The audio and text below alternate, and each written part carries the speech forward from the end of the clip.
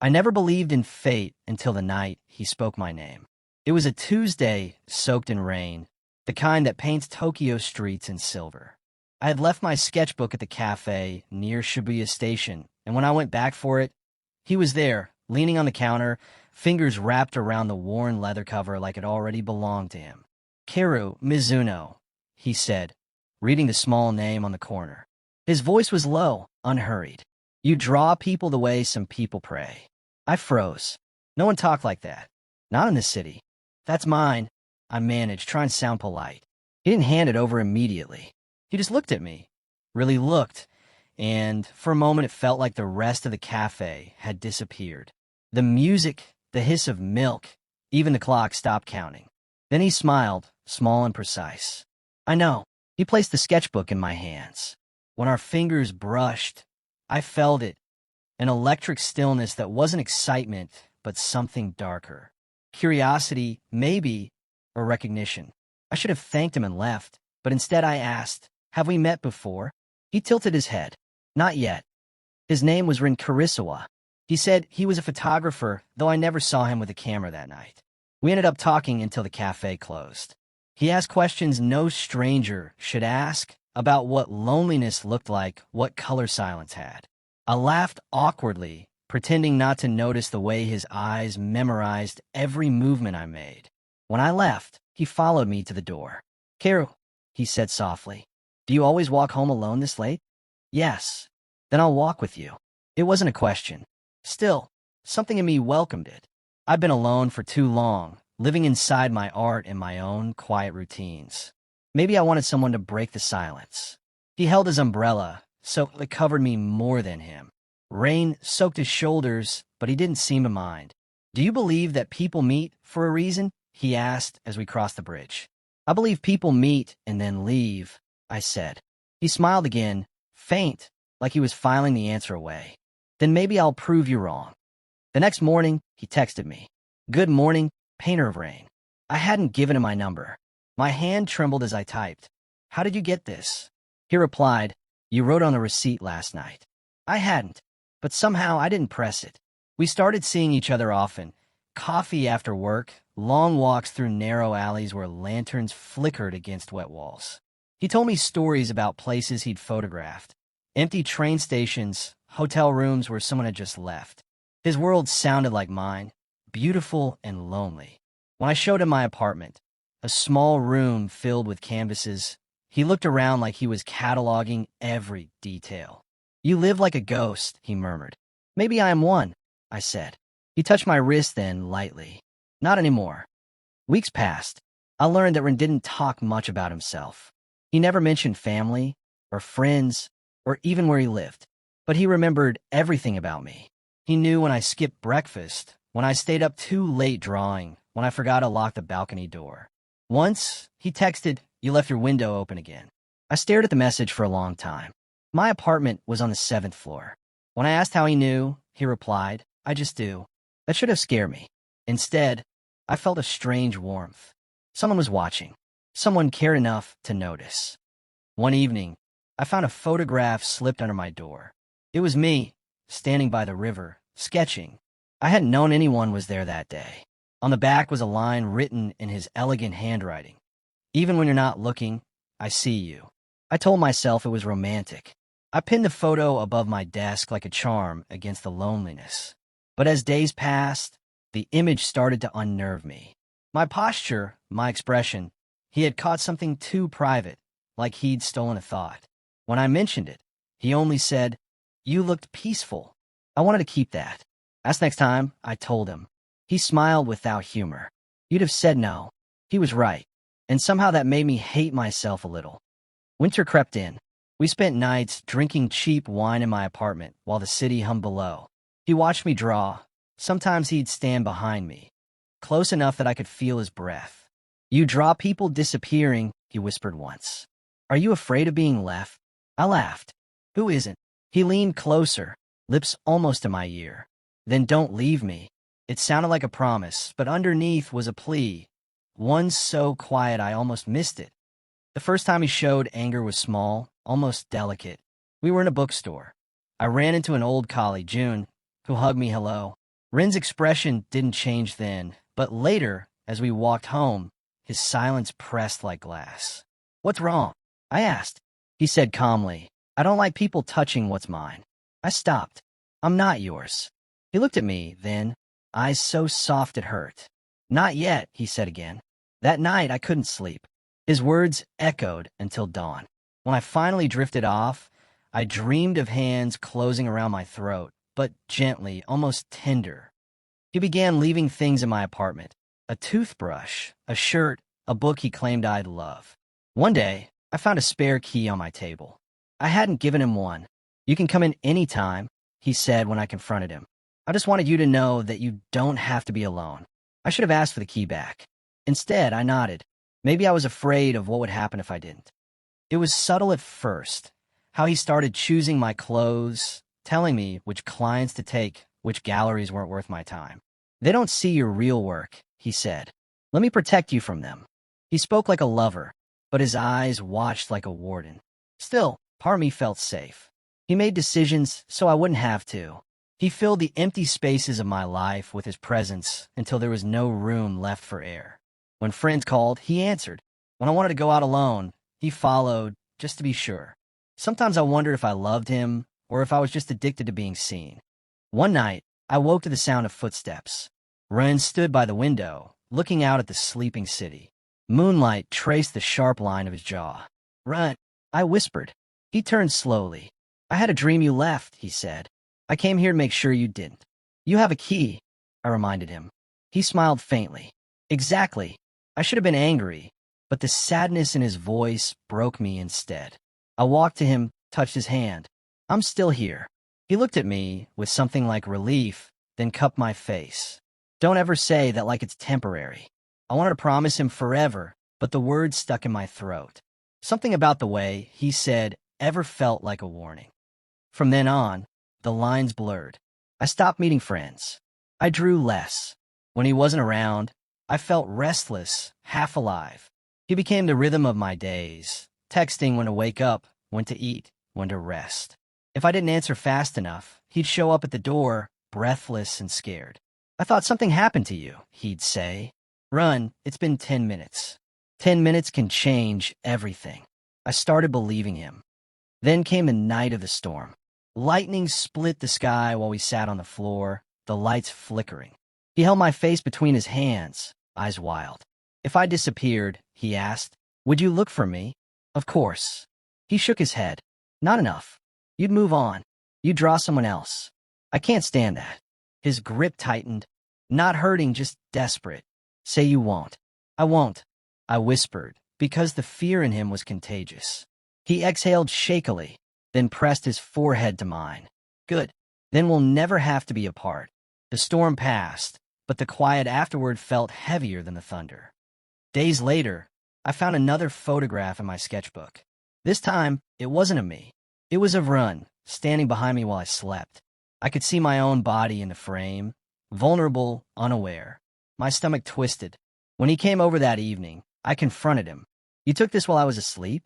He looked confused, almost hurt. "You looked peaceful. I wanted to remember it." "That's not okay." "But you let me stay," he said softly. "You let me in." He stepped closer. "Don't make me the villain, Care. I only want you safe." "Safe from what?" I asked. "From a world," he murmured. "From everyone who might take you away." His words were almost kind, but something behind them trembled like a fault line. That night, I locked the door after he left. It was the first time I'd done it. When I woke in the morning, the lock was broken, hanging uselessly. He was sitting on the couch, calm, sipping tea. "You shouldn't lock doors," he said quietly. "It makes me think you don't trust me." I stared at him, unable to speak. He smiled, the same small, perfect smile from the cafe. "Don't look at me like that. I fixed it for you." I wanted to scream. Instead, I sat beside him, because somewhere between fear and love, my strength had dissolved. That's how it always happens, isn't it? Not with shouting or broken glass, but with small concessions. You give someone an inch of trust, and they build a home inside it. By the time you notice, the walls are gone. Rin kissed my forehead before leaving that morning. "You'll draw today," he said, more command than suggestion. "Something for me." When the door closed, I stared at the blank canvas for hours. My hands wouldn't move. Every color felt wrong, because whatever I painted now, it would belong to him. That evening, as the city lights blurred through the rain, my phone buzzed. "Look outside." I hesitated, then went to the window. He was there, standing on the street, drenched, no umbrella this time. He looked up, eyes shining through the downpour. I opened the window. "Ren, you'll get sick." He didn't move. "Come down." "Why?" "I need to know you'll come when I call." The wind whipped between us. For a moment, I thought about staying put. Then guilt, affection, fear, whatever it was, pushed me toward the door. When I reached the street, he pulled me into the rain, arms tight around me. "You came," he whispered, almost in disbelief. "Of course I did." He laughed softly, relief and madness tangled in the sound. "Then I don't have to be afraid." We stood there until my clothes clung to my skin, until I couldn't tell whether the water on my face was rain or tears. When I finally looked up, he was staring at me with that same intensity from the first night. Only now it wasn't curiosity. It was possession. Later, lying awake beside him, I realized I no longer knew where I ended and he began. Every breath I took seemed to echo his. Every thought circled back to his name. He had woven himself through the fabric of my life so completely that pulling him out would mean tearing myself apart. And yet, somewhere deep inside, a small voice whispered that I was already torn. He stirred beside me, eyes half open. "What are you thinking?" "About how we met." He smiled sleepily. "Fate," he said. "Or accident." "No," he whispered, brushing my hair back. "Nothing about you was an accident." Outside, the city slept under the hum of distant trains. Inside, his hand rested over my heart like a lock. That was the first night I realized what he truly wanted wasn't love. It was ownership, and I was already his. The first night he stayed over, the air in my apartment felt heavier than usual. Maybe it was the smell of rain clinging to his coat, or the silence that came after he set his phone face down on my table. Either way, something shifted. The moment the door closed behind us, I felt the world shrink until it was just him and me and the hum of the refrigerator. He didn't ask to stay. He simply said, "It's late. I'll walk you to your room." And I let him. I told myself it was kindness. That's how all of it started, small, harmless acts that looked like care. He would text to ask if I'd eaten. He'd show up with coffee before I even realized I wanted it. He learned which train I took home. He said it was coincidence. I believed him because I wanted to. Rin was good at silence. When we were together, I spoke too much just to fill the space. He would listen with that same half smile, eyes sharp, as if my word were clues he needed to solve something. I thought he liked me because I was easy to read. But later, I learned he liked me because I wasn't. There was a kind of tenderness in the way he memorized me.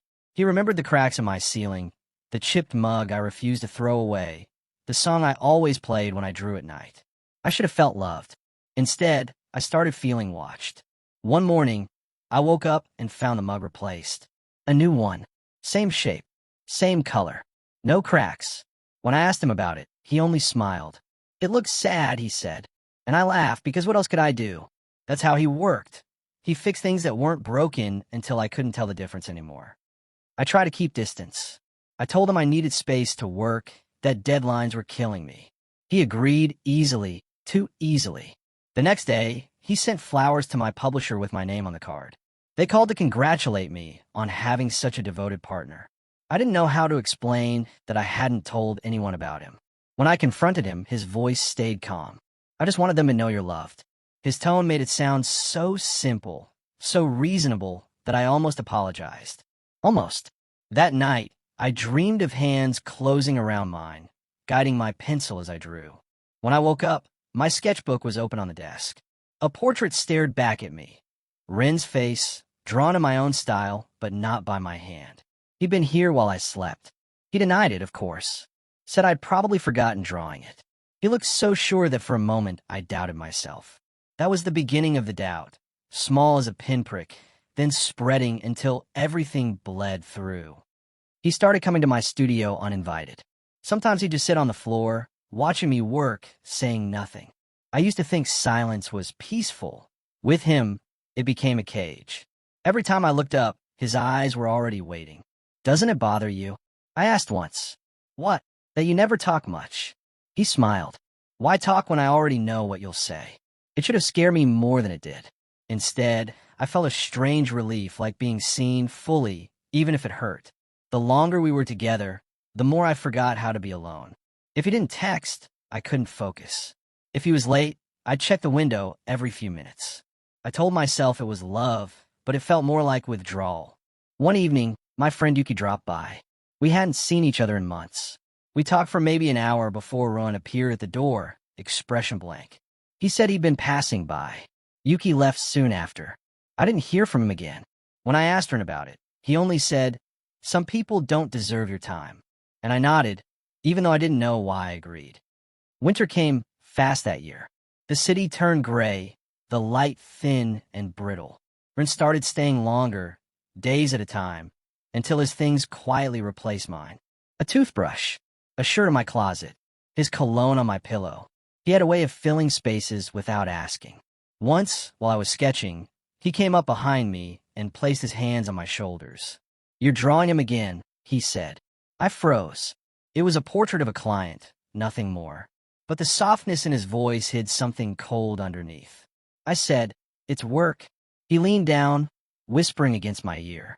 "You should only draw people who matter." His words lingered long after he left the room. The next day, I erased the sketch. The tension built slowly, like a string pulled too tight. Every act of kindness carried weight. Every silence, a question I couldn't ask. One night, I caught him scrolling through my messages while I was in the shower. He didn't even flinch when I called his name. "I wanted to make sure no one was bothering you," he said. I asked if he didn't trust me. He looked up, eyes calm. "No, I don't trust them." That was when I realized he'd never once said "I love you." He didn't need to. Control was his language.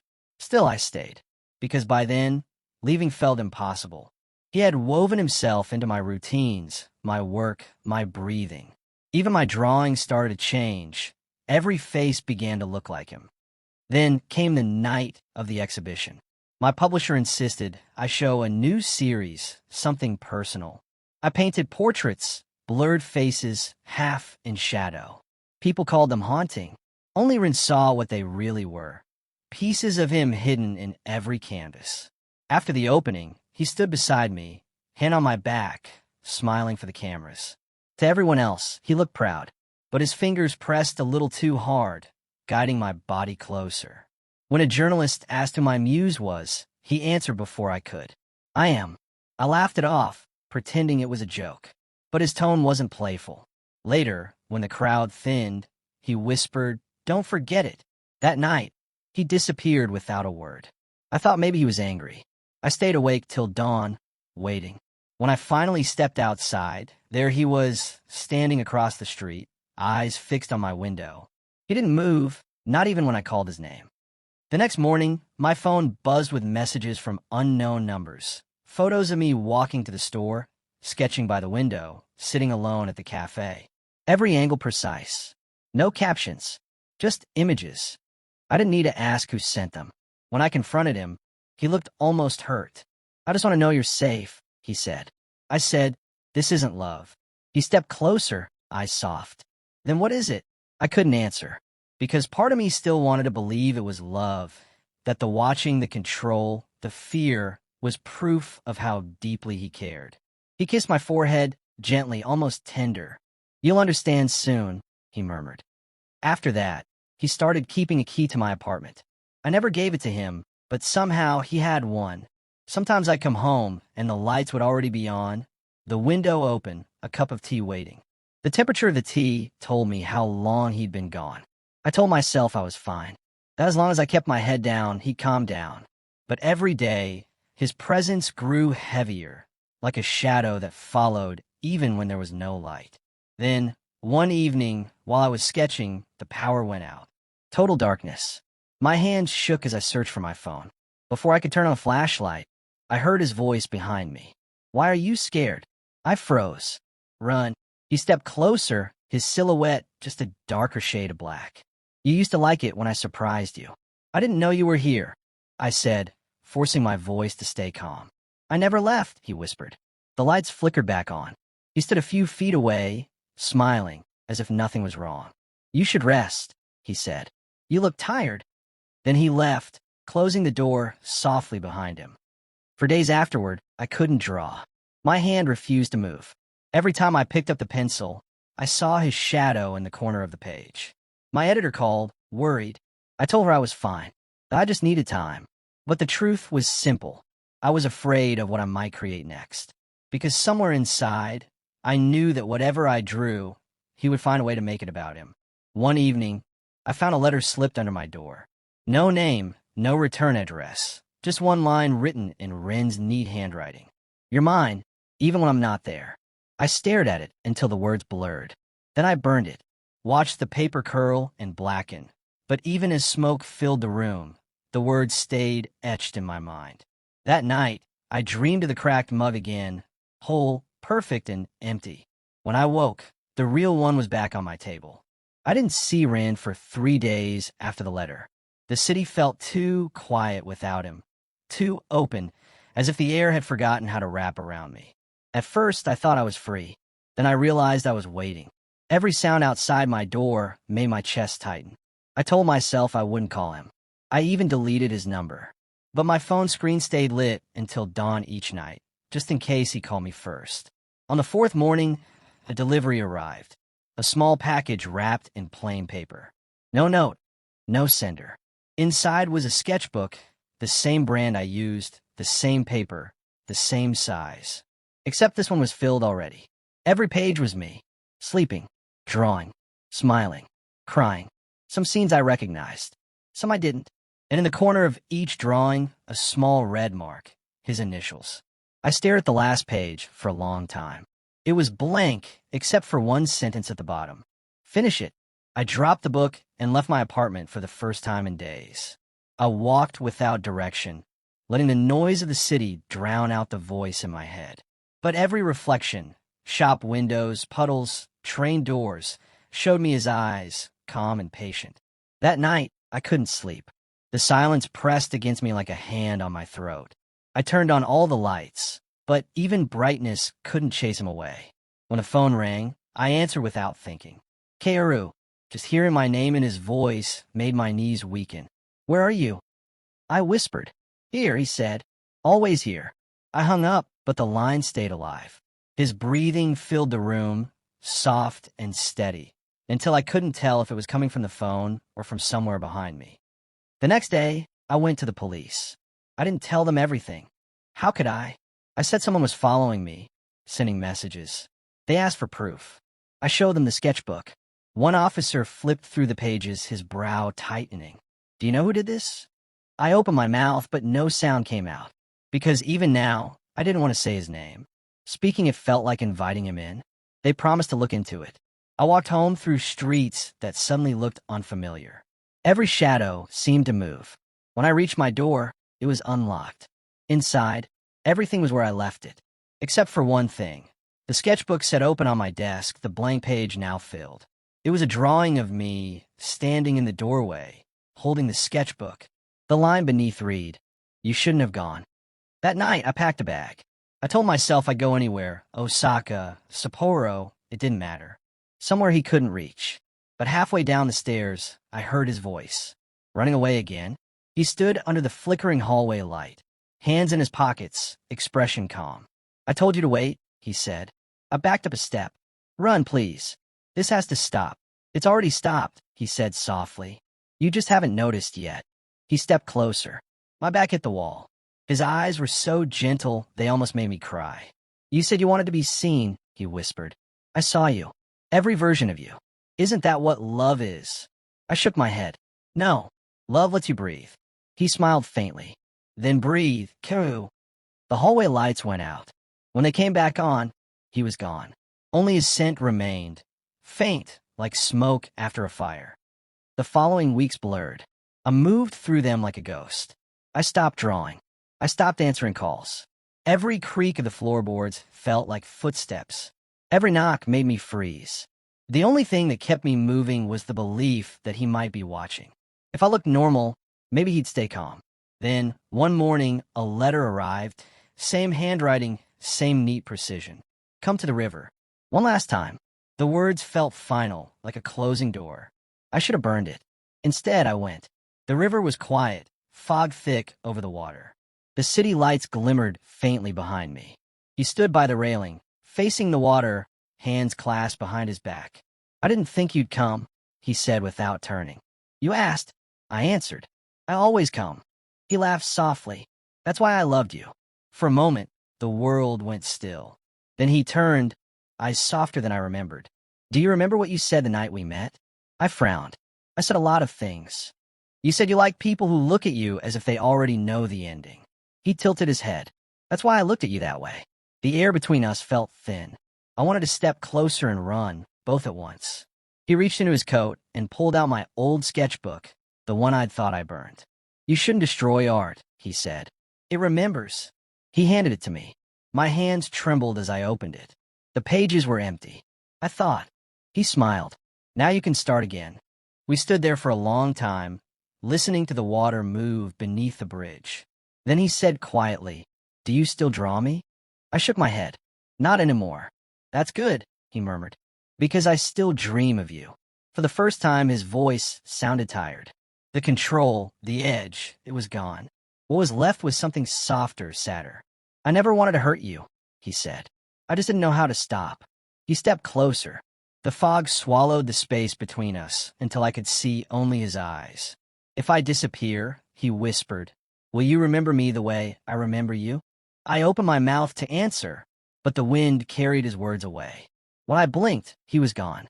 All that remained was the sketchbook in my hands, and a single wet footprint on the pavement, fading fast. That night, I went home and opened the book again. On the first page, new words had appeared, written in his handwriting. Love doesn't vanish. It just changes shape. I closed the book and turned off the lights. The apartment felt heavier, but not empty. Somewhere, in the quiet hum of the city, I could still feel him watching. And maybe that was the real ending. Not escape, not freedom, but learning to live with the ghost of something that once felt like love.